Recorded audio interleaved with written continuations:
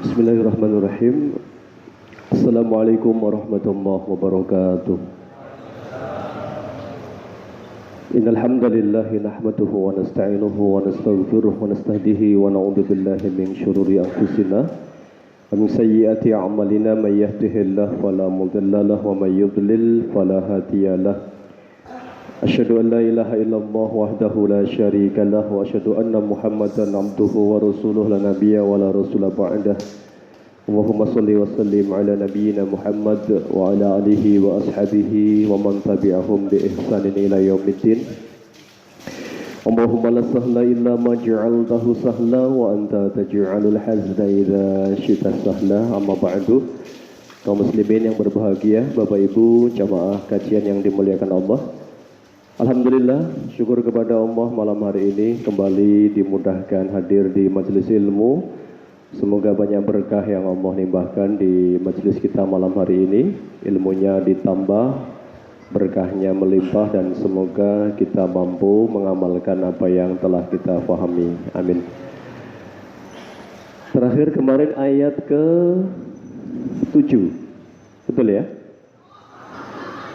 Yang baru bergabung kita mengkaji surat Al-Mumtahanah. Karena ini kajiannya tematik urut sesuai dengan urutan turunnya surat, tentunya kita sudah jauh masuk ke surat-surat yang turun di kota Madinah. Jadi Madinah ini heterogen, sudah serawung dengan orang-orang kafir. Lingkungannya Nabi tantangannya tidak lagi dulu di Mekah hanya musyrik jelas. Kalau enggak musyrik, mukmin Islam, kafir Islam. Enggak ada yang lain, enggak ada. Munafik enggak ada. Di Mekah enggak ada munafik. Munafik muncul di kota Madinah. Yahudi, Nasrani di Madinah.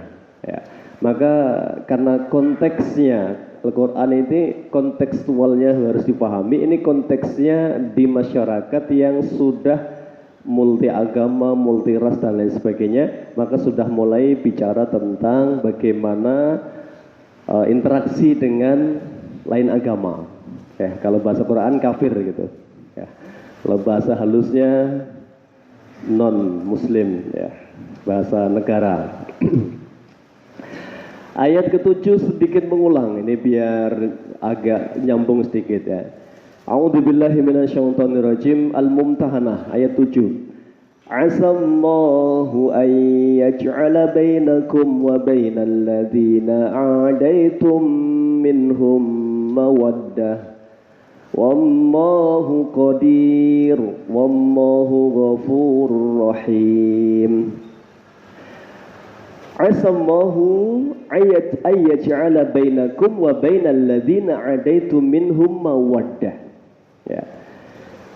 Semoga Allah, asa itu banyak terjemah ya, bisa jadi atau semoga Allah jadikan kalian dan orang-orang yang kalian musuhi ada akan wujud kasih sayang. Wallahu qadir, Allah wallahu adapun Allah qadirun, itu maha mampu segalanya. Makanya merubah dari benci menjadi cinta. Ya, dari musuh menjadi kawan. Itu Allah mampu, Pak. Jadi nggak ada yang nggak mungkin bagi Allah yang maha membolak-balikkan hati. Makanya ayat ke-7 ini Allah ingatkan, ya. Dalam keterangan tafsir Ibnu Katsir sampai disebut dalam hadis yang sahih, ahbib habibaka haunan ma. Cintailah kawanmu atau kekasihmu sewajarnya saja. Fa'asa ayyakuna baghidaka yauman ma. Bisa jadi dia menjadi musuhmu yang kamu benci satu hari. Ya, yauman ma itu satu hari. Wa abghid baghidaka haunan ma. Bencilah orang yang kamu benci sewajarnya saja. Fa'asa ayyakuna habibaka yauman ma. Bisa jadi satu hari dia menjadi orang yang kamu cintai.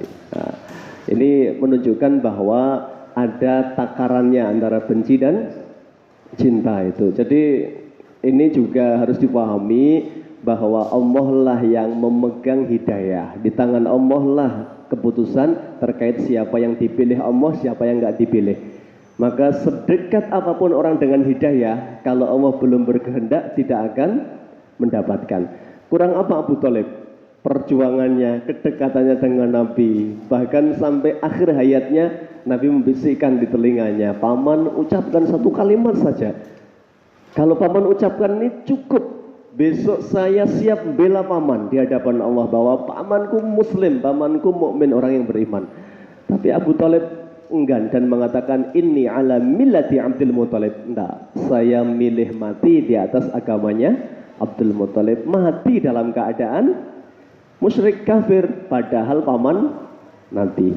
Itu namanya hidayah, Pak. Ada orang yang sudah di puncak permusuhan, Pak. Ya, puncak permusuhan itu. Bahkan sudah ibaratnya masuk Islamnya tuh kalkulasinya kayak nggak mungkin begitu. Begitulah hidayah Allah. Ada kisah-kisah dalam sejarah Nabi, bagaimana Abu Sufyan kebenciannya, bagaimana Hindun kebenciannya, sampai tidak berani untuk sekedar berjumpa dengan Nabi. Tapi begitulah luasnya rahmat Allah, kehendaknya diberikan kepada siapapun yang Allah kehendaki. Ini kaitan dengan benci dan cinta sewajarnya, karena bisa jadi satu hari, artinya sewajarnya itu dudukkan dengan proporsional. Ya. Kalau kawan, ya kawan, tapi juga harus paham bahwa ada batasannya. Lawan juga begitu, musuh juga begitu, ada batasannya, ada adabnya. Ya. Adabnya tentu dilihat situasi dan kondisinya. Maka ayat ke-8 panduannya ini. La yanhakumullah, la yanhakum, tidak melarang kepada kalian Allahu Allah. Artinya Allah tidak melarang kalian. Anil ladina lam yuqatilukum fid din wa lam yukhrijukum min diyarikum antabarruhum wa tuqsitu ilaihim. Allah tidak melarang kalian untuk berbuat baik, berbuat adil kepada mereka-mereka yang tidak memerangimu. Ya, artinya tidak ngusik, tidak ganggu, tidak jadikan kita musuhnya dia.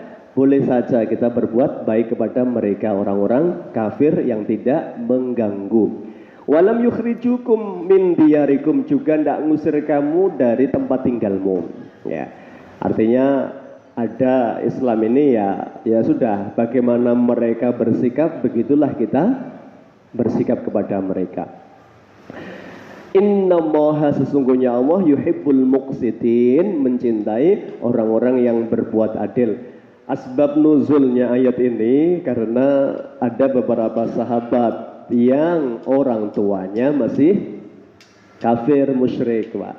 Jadi mereka ini karena di konteks ya apa namanya al-wala wal bara itu kan kenceng-kenceng begitu ya. Di awal ayat saja Allah sudah sampaikan ya, jangan jadikan musuhmu sebagai aulia, apa aulia? Kawan setia, kawan karib, sahabat dekat itu. Ya, ini nggak boleh. Tapi di ayat ini ada batasannya. Boleh kalau orang kafir itu nggak ganggu kamu, nggak merangi kamu, nggak musuhi agamamu, maka boleh berbuat baik kepada mereka. Artinya apa? Ada batasannya. Makanya kalau mereka menghinakan, mereka melecehkan, kita juga nggak boleh diam. Kemarin ada siapa itu yang orang kafir meremehkan Nabi Muhammad, terus terjadi penikaman di mana, luar negeri itu apa? Salman Rushdie ya. Yang begitu itu kan juga bagian dari sejarah Nabi ya. Dulu zaman Nabi ada orang Yahudi, Nabi sampai buat sayembara, siapa yang bisa membereskan Yahudi ini. Dia pemimpin ada 3 Yahudi besar di zaman Nabi di Madinah kan, ada Bani Qainuqa, Bani Quraidah, Bani Nadir. Ya. Dia sungguh telah menghina Allah dan Rasulnya itu. Ada Muhammad bin Maslamah yang berjanji sama Nabi, saya ya Rasulullah. Begitu Maslamah diizinkan, dia baru bingung. Nanti gimana ya strateginya gitu. Nah, pokoknya wani dhisik pikir carry ya, karena ini orang ini keterlaluan musuhin Nabi dia. Ya, maka dia ngatur strategi pura-pura bolo Yahudi sampai akhirnya dipercaya. Begitu sampai dekat dengan Yahudi itu, dia ditikam, dibunuh Yahudi itu. Gemparlah pagi-pagi orang Yahudi. Ya, mereka merasa bahwa culas sahabat Muhammad itu ya. Tapi Nabi mengatakan hadar, darahnya tidak bisa dituntut. Kenapa? Dia menyakiti Allah dan Rasulnya. Jadi perjanjian itu batal kalau orang-orang kafir itu merusak akad-akadnya terlebih dahulu. Ya. Dan ayat ke-8 ini Pak, meskipun ini kita tidak bicara mencah belah persatuan, tapi ini kita bicara menguatkan akidah. Ya. Jadi dudukan dengan proporsional. Karena Nabi bersabda, "Awsaqu ural iman al-hubbu billah fillah wal bughdu fillah." Ikatan iman yang paling kuat itu satu, mencintai karena Allah, dua, benci juga karena Allah. Artinya apa? Wali itu ya Allah, Rasul, dan orang-orang yang beriman. Wali itu siapa? Yang kita jadikan teman dekat, jadikan pemimpin, jadikan pelindung. Ya Allah, Rasulnya, orang-orang yang beriman. Ya. Ayat ini juga tidak berarti Islam ini menghasung. Menghasung itu apa? Memotivasi ya orang-orang Muslim, yuk berakrab-akrab dengan orang-orang kafir. Bukan. Ini artinya konteks ini tentu ada maslahatnya. Kalaupun dekat dengan orang kafir, ada alasannya, ada maslahatnya. Ya. Makanya Nabi SAW ya, ketika menjenguk budaknya Yahudi ya Pak, Yahudi sakit keras, ini budaknya Nabi itu Masya Allah tidak pernah memaksakan, bahkan orang yang bekerja dengan beliau pun untuk ikut agama beliau secara terang-terangan begitu. Maka ketika budak Nabi ini Yahudi, ketika dia mau mati ini ya, meninggal dunia, sakaratul maut itu Nabi besuk. Kemudian Nabi memerintahkan aslim taslam, masuk Islamlah, kamu akan selamat. Anak ini masih noleh kepada bapaknya, gimana Pak ini Nabi ngajak masuk Islam. Kata bapaknya, ati Abul Qasim, taatilah Abul Qasim. Abul Qasim ini panggilan orang kafir kepada Rasulullah ya. Taatilah Abul Qasim itu, maka dia bersyahadat. Kemudian begitu syahadat dia meninggal dunia Pak. Ya. Nabi memuji Allah, segala puji milik Allah yang telah menyelamatkan dia dari api neraka.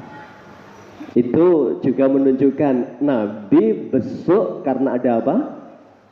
Maksud maslahat, termasuk berdakwah. Jadi kalaupun dekat dengan orang kafir itu ada manfaatnya begitu. Karena kalau tidak ada manfaatnya, tidak usah dekat dengan orang-orang yang tidak ada kaitannya dengan agama Islam. Ya. Ini bukan masalah intoleran dan lain sebagainya. Ini masalahnya adalah akidah. Kalau Rasul bersabda ini banyak rambu-rambunya. Misalnya Nabi mengingatkan, la tusahib illa mu'minan wa la ya'kul ta'amaka illa tangkiyan. Jangan bersahabat kecuali dengan orang yang beriman. Dan jangan menikmati hartamu kecuali mereka yang bertakwa. Ya, artinya kalau bisa Pak, makan bersama neraktir yang menikmati rezeki kita adalah orang-orang yang bertakwa. Maka dalil ini juga dipakai umum, sama-sama, mohon maaf ini bukan masalah saya nggak urusan sedekah kepada siapapun, ya urusan Allah pahalanya itu memang nggak apa-apa, itu namanya sah-sah saja orang sedekah. Tapi sedekah kepada yatim, penghafal Quran di pesantren dibandingkan sedekah sembarangan kepada yang di bangjo jreng-jreng wis rambutnya rak gendah rak salat itu mantep mana kita kira-kira? Ini kan masalah skala prioritas, kecuali duit kita unlimited, wabeh dikai ya. Wah, ngamen 50.000 ya.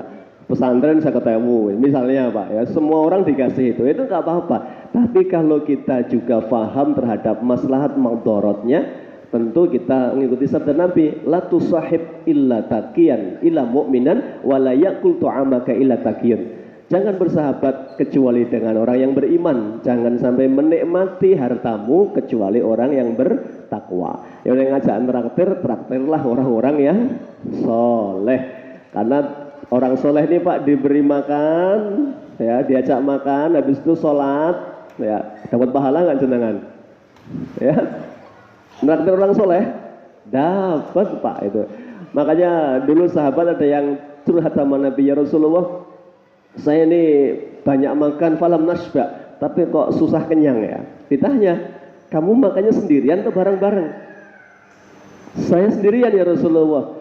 Maka makanlah bareng kawan-kawanmu, karena to'amul barokah. To'am barokah itu bersama jamaah. Artinya apa? Makanan untuk 2 orang cukup bagi 4 orang, 4 cukup bagi 8 dan seterusnya. Artinya apa? Nek bisa Pak, makan itu ojo dewean, ngajak koncone. Nah, ini kan temennya semua yang diajak nih. Artinya apa? Bagian dari mencari keberkahan. Nabi juga begitu membiasakan makan bersama. Makanya Nabi pernah kan diberitahu Jabir bin Abdillah. Suatu hari Jabir ini sahabat yang dekat sama Nabi. Maka dia ketika nikah pun yang diberitahu pertama Nabi, ya Rasulullah saya sudah nikah gitu. Sama gadis atau janda Mas Jabir gitu. Sama janda ya Rasulullah itu. Kok enggak sama gadis? Biar kamu bisa manja-manjaan sama istrimu. Enggak ya Rasulullah, adikku banyak perempuan semua. Nek saya cari yang gadis, ya saya khawatir enggak bisa ngopeni adik-adik saya, maka saya cari yang pengalaman janda. Ya, kemudian Nabi mengatakan barakallahu fikum wa ahlikum wa amwalikum. Semoga Allah berkahimu, keluargamu dan hartamu. Jabir. Satu hari Jabir ini kasihan lihat Nabi perang Ahzab, kelaparan, kemudian hanya diganjul batu perutnya. Kemudian Jabir bisikin Nabi, ya Rasulullah, nanti ba'da zuhur jenengan saya aturi ke rumah. Alhamdulillah istri masak kambing, tapi ajak beberapa kawan saja karena sedikit ini gitu. Pas paceklik Pak itu. Nabi tersenyum. Ba'da zuhur malah diumumkan sama Nabi, bapak-bapak monggo diaturi dahar teng daleme Jabir. Wah Jabir langsung mulai sih cukup dah gitu kan gitu. Saya pernah mengalami Pak itu. Ya, akikoan warga sudah kita bagi jamaah pengajian di masjid, saya undang beberapa gitu agar memberkahi rumah gitu ya. Pak, nanti tolong bawa bapak yang biasa jamaah ngaji kita ajak ke masjid itu. Nggih Pak Ustadz.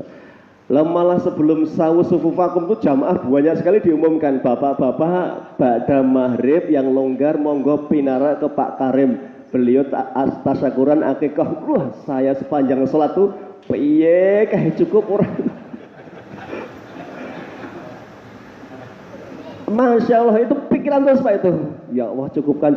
Alhamdulillah Pak, tak tersisa itu. Ya habis ya, artinya Pak ngepres gitu ya itu. Tapi Alhamdulillah cukup itu. Artinya keberkahan itu kebersamaan itu. Artinya ta'amul barokah itu berjamaah ya.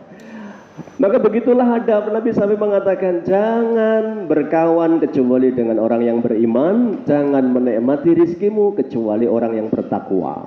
Artinya ini juga rambu-rambu yang dipahami, jangan tanpa maslahat bergaul dengan orang kafir itu. Apalagi nggak ada keuntungan apapun ya, akhirat terutama ya, jangan. Karena Nabi juga memberitahu ini, al-mar'u ala dini khalilihi falyandur ahadukum man yukhalilu. Al-mar'u ala dini khalilihi, seseorang itu tergantung dengan agama kawannya. Khalil itu lain dengan hanya kenalan Pak. Khalil kalau Allah sampaikan wattakhadallahu Ibrahima khalilan. Allah jadikan Ibrahim sebagai khalil. Apa khalil? Kekasih. Jadi yang namanya kawan dekat itu Pak, itu disebut khalil. Maka Nabi ingatkan, almar'u ala dini khalilihi. Seseorang itu sering sekali terpengaruh oleh kawan karibnya. Maka lihat dengan siapa dia berakrab-akrab. Ya.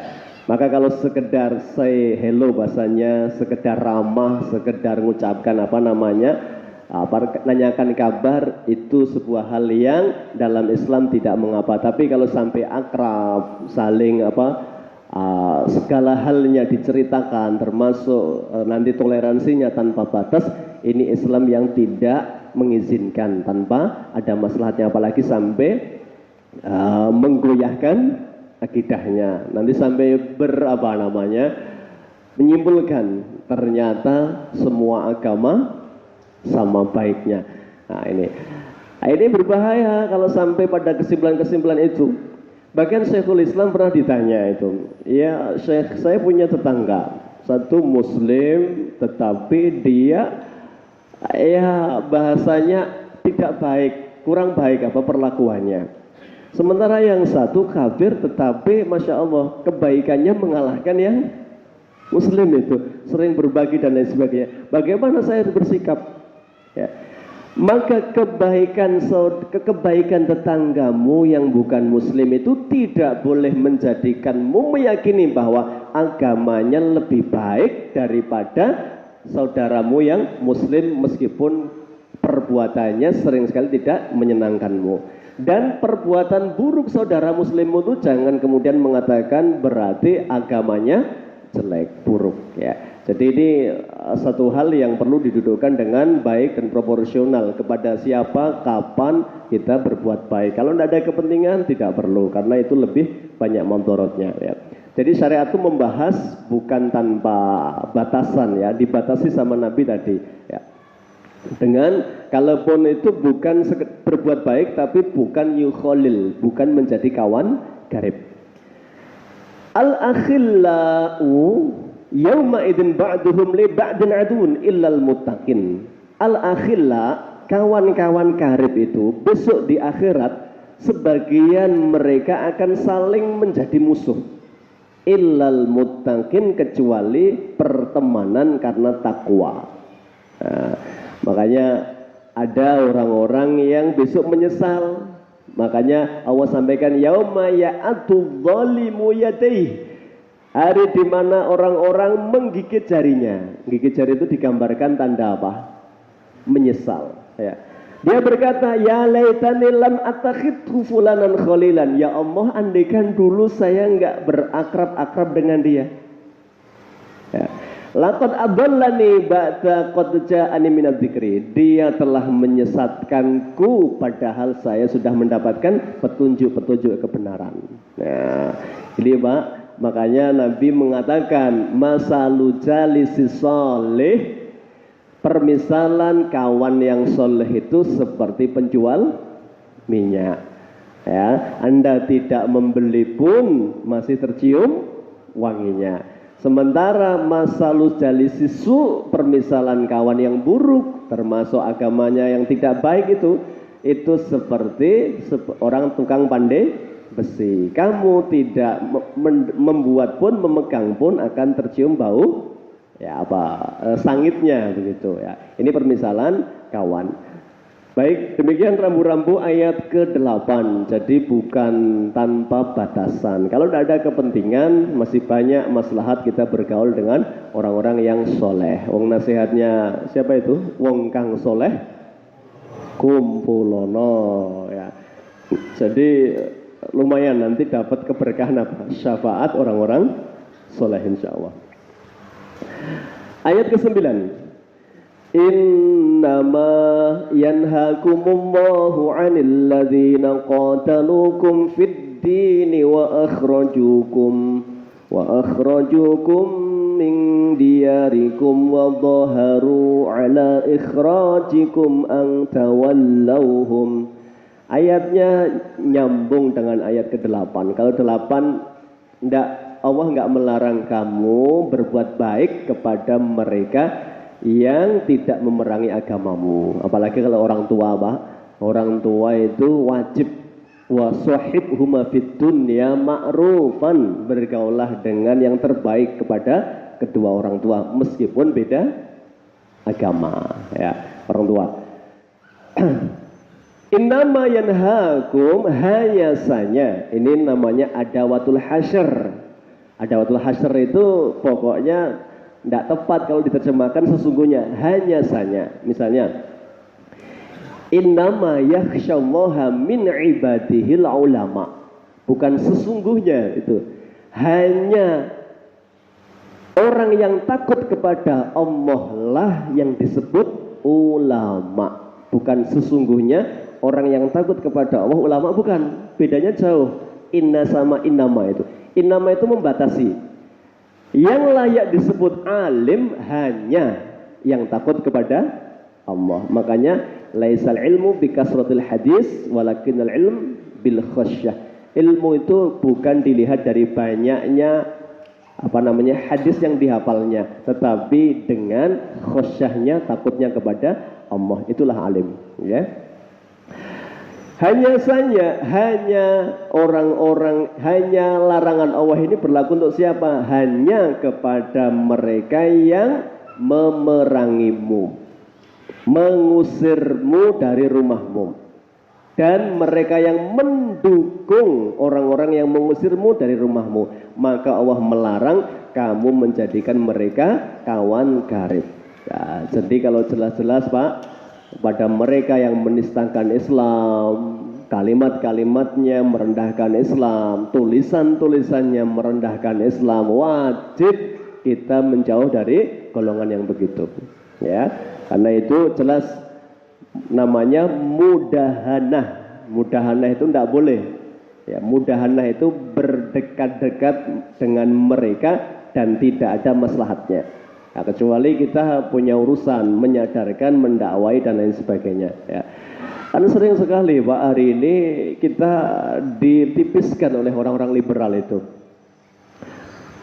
Mereka menganggap bahwa misalnya Islam sudah mengatur dalam baik yang secara fatwa. Kalau di Indonesia itu ya mungkin dalil tidak lebih didengar daripada fatwa MUI mungkin ya, karena dalil itu umum, tapi fatwa itu sudah mengikat barangkali. Misalnya fatwa MUI mengatakan haram orang Islam mengucapkan selamat Natal, selamat apapun kepada agama orang kafir, ya. Orang-orang liberal kan mengatakan tipis sekali imannya orang Islam itu, baru mengucapkan saja sudah takut imannya akan tercemar, ternoda begitu, ya. Sama dulu ketika tokoh besar, ya, ormas terbesar mengomentari ketika Lady Gaga ditolak di Indonesia itu, ya. Orang-orang yang menolak Lady Gaga itu imannya terlalu tipis itu. Masa lihat Lady Gaga goyang sudah goyah imannya, ya. Datangkan 100 Lady Gaga di depan kami, tidak bakal goyahkan iman kami. Wah, itu gayanya itu gitu. Jejak digitalnya dicari, masih ada di internet itu, ya. Kan nyebut nama nanti kena pasal apa? Ya, pencemaran, ya. Hati-hati sekarang bicara tentang apapun, ya, karena orang selalu mencari titik kesalahannya. Itu yang begitu itu kan mereduksi sebuah dalil. Padahal Masya Allah semangatnya Islam itu preventif, Pak. Preventif itu apa? Menjaga. Islam mengatakan wala taqrabu zina, didefinisikan jangan pacaran. Kan salah satunya begitu, ya. Kenapa? Bukan kemudian mengatakan tipis sekali itu orang-orang yang nggak berani pacaran, masuk baru pacaran takut jatuh zina. Itu kan namanya mereduksi sebuah perintah Nabi, larangan Allah bahkan. Tidak boleh, ya. Allah Maha tahu bahwa segala sesuatu yang menjurus kepada keburukan itu sudah diatur dulu dalam syariat, ya. Maka nanti ada ayatnya, lanjutannya nih yang ayat 9 ini. Wa may yatawallahum faulaika humudz zalimun. Maka siapa yang berwali kepada mereka, berwali itu menjadikan mereka kawan karibnya, pemimpinnya, yang ditaatinya, pelindungnya. Faulaika humudz zalimun, maka mereka inilah orang-orang yang zalim, ya. Makanya zalim ini definisinya macam-macam, Pak, ya. Kalau zalim itu watu syai' fi ghairi makaniha, definisi umumnya. Artinya disebut zalim kenapa? Mereka menempatkan bukan pada tempatnya. Ya, harusnya kasih sayang, kedekatan, dukungan adalah kepada mereka yang beriman, apalagi kepada mereka yang memusuhi, mengusir, melecehkan. Tentunya tidak boleh lagi ya menjadikan mereka sebagai walinya orang-orang yang beriman. Itu ayat yang ke-9 ya, tidak panjang karena sudah dibahas di ayat yang ke-8. Ayat yang ke-10 ini asbab nuzulnya, justru turunnya surat ini, ayat yang ke-10 ya. Namanya Al-Mumtahanah. Ini kan perempuan. Al-Mumtahanah apa terjemahnya kalau di Depak? Wanita yang diuji, harusnya begitu. Ya ayyuhalladzina amanu idza ja'akumul mu'minatu muhajiratin famtahinuhun. Allah berfirman, hai orang-orang yang beriman, idza ja'akumul mu'minat, kalau ada perempuan yang beriman datang kepada kalian dari Mekah ke Madinah. Ini konteksnya adalah dibingkai dalam perjanjian Hudaybiyah. Jadi bicara sejarahnya tidak boleh lepas ya. Kalau ada wanita muslimah berangkat dari Mekah datang ke Madinah pengen hijrah masuk Islam, famtahinuhun, Muhammad kamu uji dulu mereka, diuji, jangan langsung diterima. Jadi Nabi menunjukkan, Allah menunjukkan bahwa perjanjian tetaplah perjanjian meskipun kepada orang kafir. Ini kan gini Pak, dibahas dulu nih, kembali agak mundur. Taqaddama fi suratil Fath fi dzikri sulhul Hudaybiyati. Ya. Allah mengingatkan tentang peristiwa Hudaybiyah. Hudaybiyah itu begini, poinnya yang masyhur. Kalau ada orang Mekah apapun agamanya datang ke Madinah, apapun tujuannya, wajib ditolak. Nggak boleh masuk kota Madinah meskipun dia sudah mengikrarkan saya Muslim mengikut agama Muhammad, tetap nggak boleh masuk kota Madinah.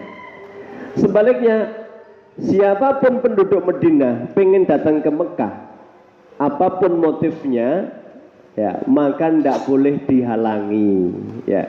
Bahkan kalau perlu penduduk Madinah ngasih pintu lebar-lebar untuk keluar dari Madinah menuju Mekah. Poin ini yang dirasa merugikan umat Islam secara teksnya, tapi Allah, Masya Allah, ketika Nabi husnudzon kepada Allah, mesti Allah punya rencana besar. Ternyata Masya Allah, ketaatan Nabi kepada perintah Allah ini membuahkan hasil luar biasa. Nanti jadi berkah Pak, perjanjian Hudaybiyah. Nabi maksimal berdakwah, ngirim surat ke berbagai negeri-negeri itu. Yang tadinya tahun kelima Hijriyah itu muslimnya hanya 4.000, nanti gara-gara gencatan senjata ini tahun ke-8 Nabi sudah bawa 10.000 pasukan menaklukkan Mekah. Itu belum yang ditinggal di kota Madinah, berarti berbondong-bondong lonjakan muslimnya ketika itu.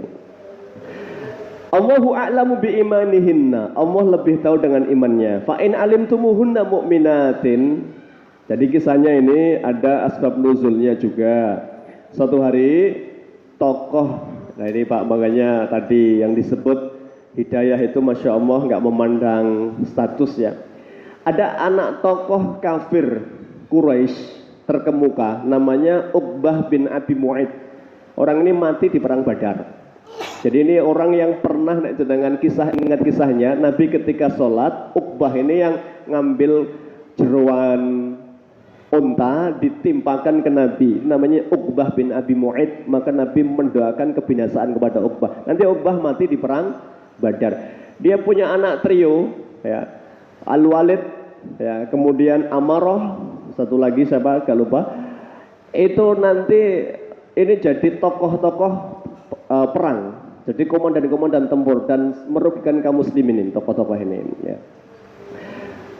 Allah ternyata berikan hidayah kepada anak perempuannya Uqbah bin Abi Mu'ayt, namanya Ummu Kulsum. Ummu Kulsum ini masuk Islam Pak.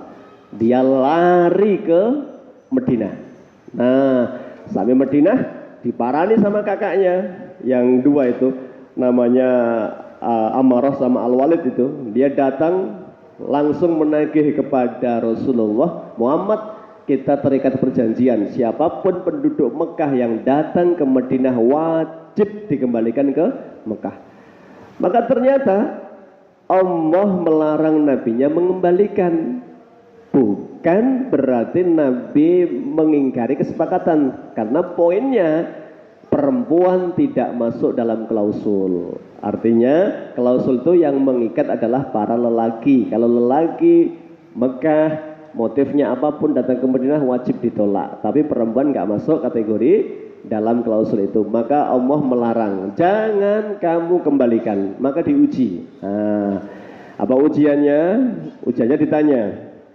Ya. Waqad su'ila Ibnu Abbas ditanya, kaifa kana imtihanu Rasulullah sallallahu alaihi wasallam an-nisa? Bagaimana Nabi menguji para perempuan yang hijrah itu? Nabi bertanya, kenapa keluar dari Mekah? Ya. Kalau dia menjawab, wallahi demi Allah untuk menyelamatkan akidah, maka diterima. Tapi kalau hanya mengatakan billahi ma kharajtu min bukti zauji, kalau saya keluar ada masalah sama suami, kabur misalnya itu, Nabi melarang menerima, kembalikan ke suaminya. Ya. Kalau dia mengatakan saya susah cari kerja di Mekah, ke Madinah pengen cari kerjaan, wajib dikembalikan. Jauh-jauh ke sini bukan untuk bekerja, yang diterima hanya yang masuk Islam, kembalikan. Kalau dia mengatakan kemudian mengatakan iltimasud dunia, ya motifnya apapun, pokoknya nggak ada kaitan dengan agama, wajib dikembalikan. Itu ujiannya, Pak. Nah, maka ditanya dulu, kenapa keluar dari Mekah? Kalau jawabannya adalah karena iman kepada Allah, wajib dilindungi. Bahkan Allah melarang, fala tarji'uhunna ilal kuffar. Tidak boleh Muhammad kamu kembalikan mereka ke Mekah, orang-orang kafir.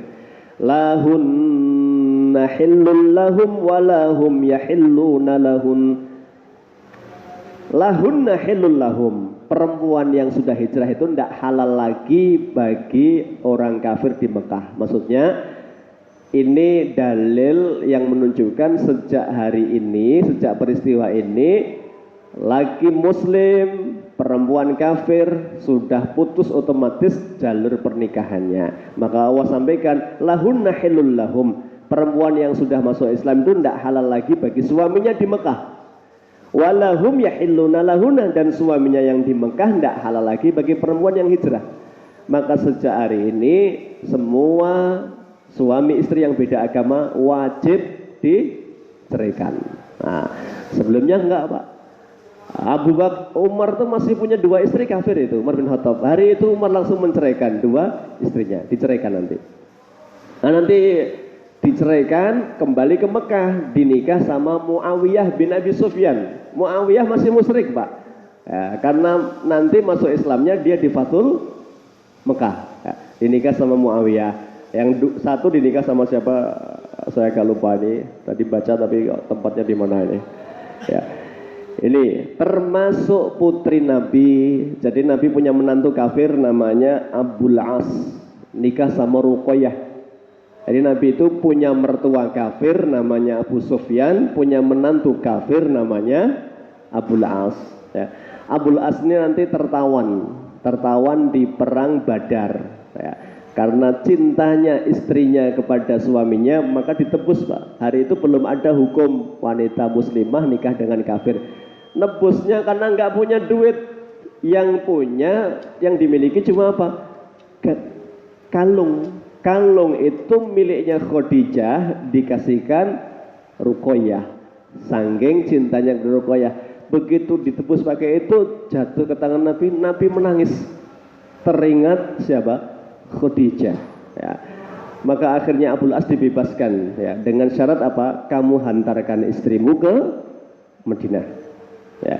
Bebaslah Abul As, dia pulang. Setelah pulang, dia ternyata gentle, memenuhi janjinya. Ruqayyah diantar ke Madinah. Nah, tapi akhirnya nanti setelah peristiwa Fathul Mekah, Abul As masuk Islam lagi. Masuk Islam, bukan lagi ya, masuk Islam, dan akhirnya dinikahkan kembali oleh Nabi tanpa mahar, hanya dengan akad baru. Nah, jadi ini akhirnya Abul As itu masuk Islam, menikah lagi kepada ruqayyah, pernikahan yang kedua tanpa mahar karena sudah bayar mahal dulu ketika di zaman jahiliyah. Wa atuhum ma anfaqu, berikan kepada mereka mahar yang telah dibayarkan. Jadi Pak, Allah ngasih tahu kalau perempuan ini sudah nikah, masuk Islam, ke Mekah, ke Madinah maaf, berarti statusnya dia tercerai otomatis dari suaminya. Tapi Muhammad, kamu wajib mengembalikan maharnya. Ya, ke Mekah itu, diantarkan itu. Atau siapapun yang pengen, mohon maaf, menikahi itu kan janda Pak. Ya, idahnya selesai 4 bulan 10 hari, kamu mau nikahi, wajib kamu cari suaminya, bayarkan maharnya dulu. Wah, ini Pak, meskipun orang kafir, adabnya tetap dikembalikan apanya? Maharnya. Kembalikan maharnya ya. Wala junaha alaikum an tankihuhunna idza ataitumuhunna ujurahunna. Nah, setelah maharnya kamu kembalikan ke suaminya yang kafir, ndak ada dosa bagimu menikahi mereka. Wala tumsiku bi'isamil kawafir was'alu ma anfaqtum wal yas'alu ma anfaqu. Dan jangan kamu pertahankan ikatan kekafiran. Artinya apa? Kamu yang di Madinah, sejak ayat ini turun, meskipun kamu cinta sama istrimu dan istrimu kafir, musyrik, tidak mau ikut agamamu, ceraikan. Maka Umar langsung, saya ceraikan 2 istri saya ya Rasulullah. Diceraikan itu, balik ke Mekah. Ya. Dzalikum hukmullah yahkumu bainakum. Itulah hukum Allah yang Allah terapkan untuk kalian. Wallahu alimun hakim. Saya sambung ayat 11. Wa in fatakum syai'un min azwajikum minal kufar fa'aqabtum fa'atul ladzina dzahaba azwajuhum mithla ma anfaqu. Demikian pula kalau istrimu ya kemudian dia murtad, ya, orang beriman, istrinya murtad misalnya, dia kembali kepada orang kafir dan tidak mengembalikan maharnya, ya, maka nanti kalau dia tertawan dalam sebuah perangan kalian menang, wajib ya suami yang ditinggal istrinya kabur ke Mekah itu dikasih jatah ghanimah dulu sebagai ganti mahar yang telah dibayarkan, dikasih dari jatah ghanimah. Ya, ini kalau perempuannya itu milih kafir kembali ke Mekah, maka hak suami sebagai mahar tetap dikembalikan. Jadi Pak, kalau ada ibu-ibu manapun khulu itu apa? Gugat kewajibannya mengembalikan mahar. Dulu ada di zaman Nabi, ibu-ibu gugat suaminya sugih belegedu tapi welek pol. Ya. Dia sampai ngomong sama Nabi, ya Rasulullah, saya boleh nggak minta cerai? Kenapa? Saya takut kufur. Kenapa? Suamiku ini soleh baik, tapi saya setiap melihat dia pengen muntah rasanya. Ya. Ditanya, kamu sanggup nggak kembalikan maharnya? Sanggup ya Rasulullah. Maharnya kebun kurma loh. Sanggup ya Rasulullah. Maka dipanggillah Qais, panggillah perempuan itu di depan Nabi itu. Ceraikan istrimu, kamu wahai istri kembalikan maharnya. Sudah. Ya, cerai dengan baik-baik, selesai. Ya, ini nikah mungkin dengan yang lebih barangkali cocok. Ini juga nikah dengan sesuai dengan yang sekufunya. Itu Pak. Jadi ini bukan ngajari ibu-ibu nek rak bojone rak ganteng kon hulu, enggak. Maksudnya ini babnya adalah kalau hulu itu wajib mengembalikan maharnya karena itu bagian dari haknya. Tinggal 1-2 ayat ya. Ini tersisa, insyaallah kita sambung pada pertemuan yang akan datang. Begitu Bapak Ibu, adapun detail nanti bagaimana hukum menikah dengan ahlul kitab, ini bukan babnya nanti di surah Al-Maidah. Hukum menikah dengan ahlul kitab. Ahlul kitab itu Yahudi, Nasrani. Misalnya ada pemuda kok jatuh cinta sama gadis Nasrani, bagaimana hukumnya? Karena kalau zahir ayatnya itu wal muhsanatu ya minal ladzina utul kitab, perempuan ahlul kitab boleh kalian nikahi. Ayatnya begitu, tapi rinciannya tentu harus dikaji terlebih dahulu, bukan asal wah matruk misalnya itu ya, tapi harus dikaji secara mendalam termasuk ketentuan dan syaratnya.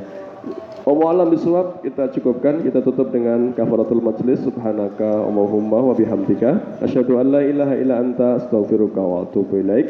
Billahi taufiq wal hidayah. Assalamualaikum warahmatullahi wabarakatuh.